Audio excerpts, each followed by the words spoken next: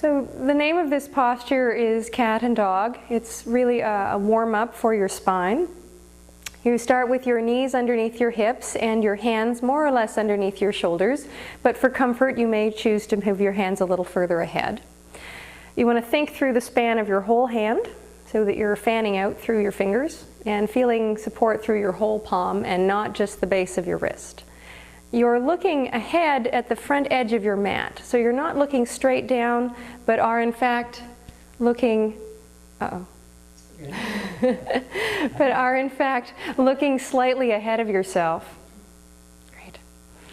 Take an easy breath in, and when you exhale, send your navel up into the ceiling and allow your head and tail to drape down towards the floor.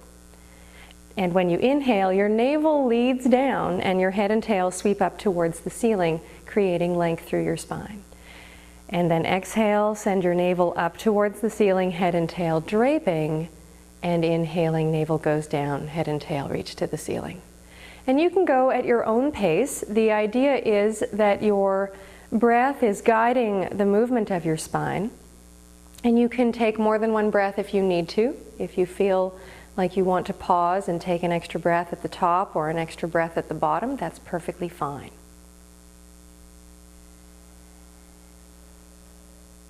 And you'll do this a few times just to warm up your spine and just until you're feeling comfortable in your body. And then from here, you're going to gently rest down on your forearms. So your elbows will be underneath your shoulder joints and your forearms are out in front of you, preferably parallel to each other.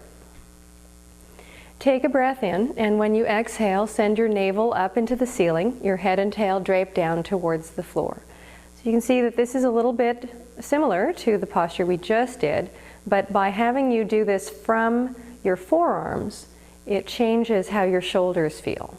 So inhaling on the return, head and tail reach to the ceiling, and then exhaling, navel goes up to the ceiling, head and tail drape down. And again, doing this a few times and really paying attention to how this feels through your shoulders and your upper back.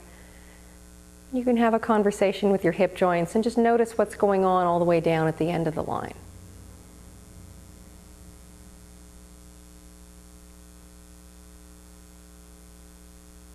And then you can finish back where you began.